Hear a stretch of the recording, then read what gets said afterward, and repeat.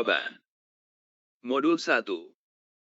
Seorang guru mengajar di dalam kelas dengan metode ceramah, sehingga proses pembelajaran lebih terpusat pada guru, sedangkan siswa pasif karena hanya mendengarkan. Hal tersebut termasuk dalam proses pendidikan yang beraliran. Behavioristik. Tujuan pendidikan bangsa Indonesia yaitu pembentukan manusia yang ideal. Berikut ini implementasi sila kelima dalam pendidikan sebagai upaya pencapaian tujuan tersebut adalah: sekolah melakukan program kegiatan bakti sosial dengan melibatkan peserta didiknya. Berikut ini contoh kegiatan yang tergolong ke dalam praktik pendidikan adalah: Pak Andi sedang mengajarkan konsep bangun ruang kepada peserta didiknya. Sebagai humanisasi pendidikan bukan berarti pembentukan manusia, peserta didik, oleh manusia lainnya, pendidik.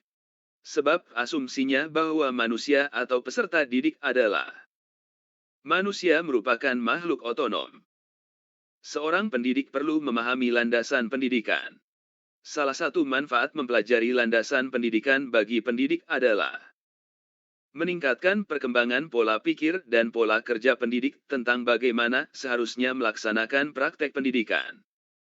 Berikut ini implikasi landasan historis dalam proses pendidikan di Indonesia adalah: guru melaksanakan perannya sesuai dengan semboyan, Tut Wuri Handayani. Pengertian landasan dibagi dua, yaitu landasan fisik dan konseptual. Berikut ini yang termasuk dalam landasan konseptual adalah Pancasila dan UUD 1945.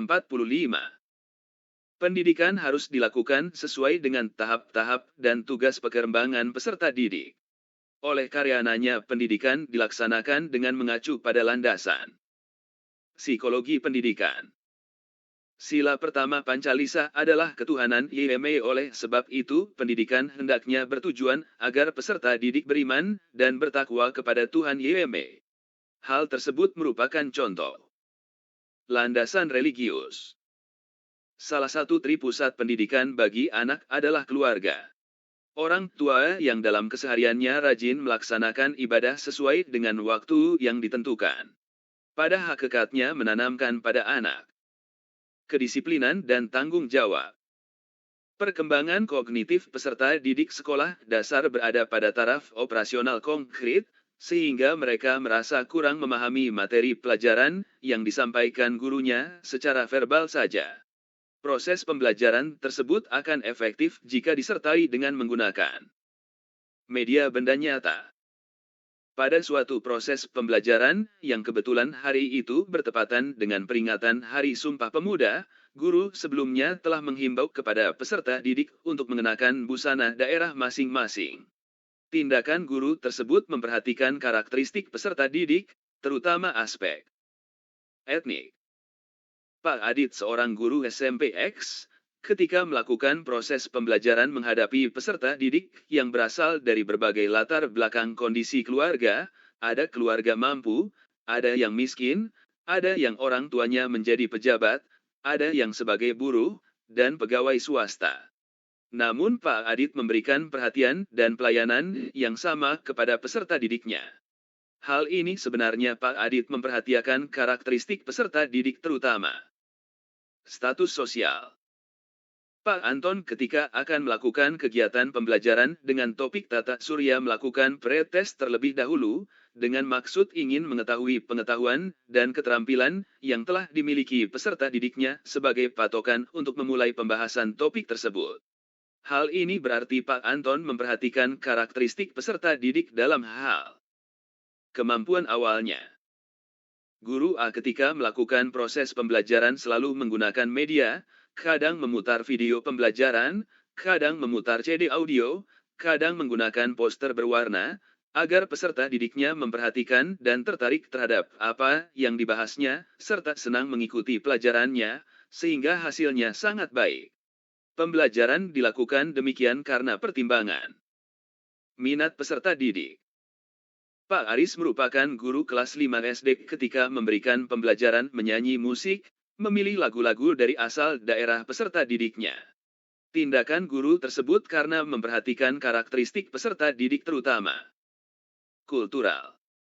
Pada saat pembelajaran berlangsung, guru mengingatkan peserta didik yang kurang semangat dan kurang aktif dalam belajar. Tindakan guru tersebut berarti memperhatikan aspek motivasi. Perkembangan moral peserta didik anak menurut Kohlberg terdiri dari beberapa tahap. Tahap naively egoistic orientation, yaitu tahap di mana anak menilai baik buruk berdasarkan kontrak imbal jasa. Peserta didik dalam suatu kelas gaya belajarnya beragam, ada yang visual, auditori, dan kinestetik. Namun kegiatan pembelajaran selama ini masih banyak yang konvensional klasikal. Agar dapat memenuhi ketiga gaya belajar tersebut, guru perlu menggunakan media audio, video, dan percobaan. Pada suatu proses pembelajaran di taman kanak-kanak, peserta didik akan dikembangkan aspek motorik kasarnya, maka pendidik dapat menugaskan peserta didiknya untuk melakukan kegiatan menendang bola. Teori belajar yang mengutamakan perubahan tingkah laku pada individu yang belajar dengan mengutamakan hubungan stimulus dan respon merupakan teori belajar behavioristik. Apabila dalam proses belajar peserta didik melakukan sesuatu sampai dengan mendapatkan respon yang tepat dan sesuai dengan apa yang diinginkan, serta menghilangkannya apabila dirasakan tidak sesuai, hal ini merupakan prinsip belajar dari trial and error. Contoh penerapan teori behavioristik yang dapat dilakukan oleh guru dalam praktik pembelajaran adalah memberikan stimulus kepada peserta didik berupa penataan lingkungan belajar. Seluruh komponen pendidikan memiliki tujuan yang sama, yaitu terbentuknya manusia yang ideal, manusia yang dicita-citakan, yaitu manusia yang mampu mencapai aktualisasi diri. Pernyataan tersebut merupakan bagian dari teori humanistik. Aliran ini lebih menekankan pada keaktifan siswa selama kegiatan belajar, aktif berpikir, menyusun konsep-konsep, serta memberi makna tentang hal-hal yang dipelajari, dan yang paling penting terwujudnya belajar adalah niat peserta didik itu sendiri.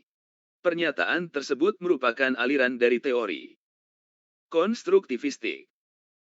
Menurut Brunner, apabila seseorang memahami objek-objek atau dunianya melalui gambar-gambar dan visualisasi verbal, dengan kata lain peserta didik belajar melalui bentuk perumpamaan atau perbandingan, hal ini merupakan tahapan dari ikonik.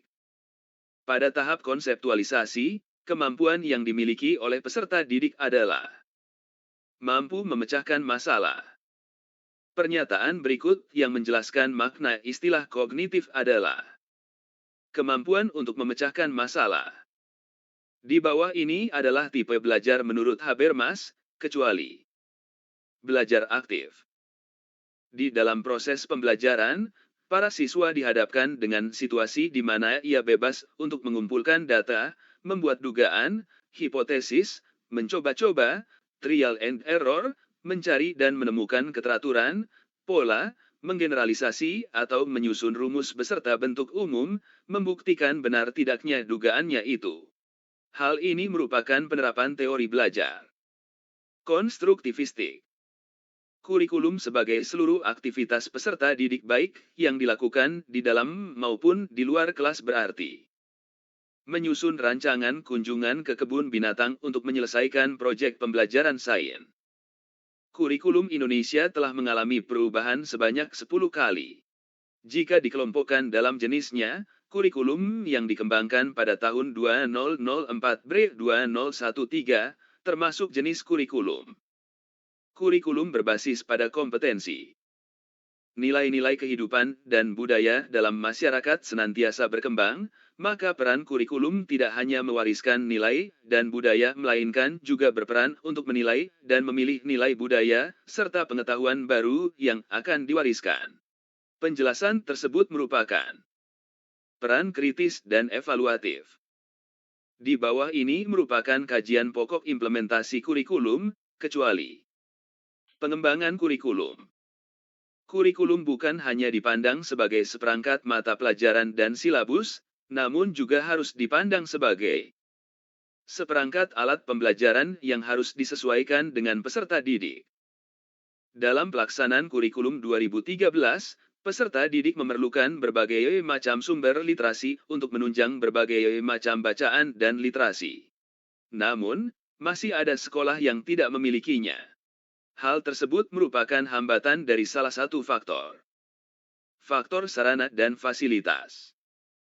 Ada beberapa hal yang perlu dipertimbangkan oleh seorang guru dalam mengembangkan kurikulum, yaitu tujuan pendidikan nasional, visi, misi, tujuan yang diharapkan masyarakat. Hal ini berarti, guru melakukan pembelajaran hanya disesuaikan dengan kebutuhan masyarakat setempat. Menurut Friedman, perkembangan teknologi begitu cepat, namun manusia belum bisa mengimbangi percepatan perkembangan teknologi. Dalam pengembangan sebuah kurikulum, fenomena tersebut bisa diartikan dan digunakan untuk mengidentifikasi perkembangan teknologi, menyiapkan strategi antisipasi untuk mengejar ketertinggalan dalam beradaptasi dengan teknologi. Seperti apa yang dikatakan oleh Friedman, perkembangan teknologi begitu cepat, namun manusia belum bisa mengimbangi percepatan perkembangan teknologi. Sebagai seorang guru, maka yang harus dilakukan dalam rangka menyesuaikan dengan perkembangan teknologi adalah mengintegrasikan teknologi ke ruang kelas dan memberikan penjelasan cara penggunaannya. Dalam kurikulum 2013, terdapat integrasi antara ilmu pengetahuan dan karakter. Hal ini sesuai dengan arah baru program baru UNESCO, yaitu pendidikan merupakan integral dari semua perkembangan. Landasan pendidikan jenis ini memiliki asumsi yang bersumber hakikat manusia, hakikat ilmu, nilai serta perilaku yang dinilai baik dan dijalankan setiap lembaga pendidikan adalah landasan filosofis. Berikut ini contoh konkret dari implikasi landasan religius dalam pendidikan di sekolah adalah: guru mengajarkan siswanya untuk berdoa sebelum dan sesudah pembelajaran. Peserta didik kelas, Y, sebagian besar memiliki gaya belajar visual, maka strategi belajar yang tepat dilakukan untuk kelas tersebut yaitu: peserta didik ditugaskan untuk merangkum bahan belajar yang terdapat dalam buku teks. Pak Ferdi ketika akan melakukan kegiatan pembelajaran dengan topik penyakit menular melakukan pre-test terlebih dahulu. Hal ini artinya guru memperhatikan karakteristik peserta didik dalam hal kemampuan awalnya. Untuk meningkatkan motivasi dan prestasi belajar siswa dengan menerapkan teori belajar konstruktivisme dalam pembelajaran, karena dalam teori belajar ini menempatkan siswa sebagai subjek belajar.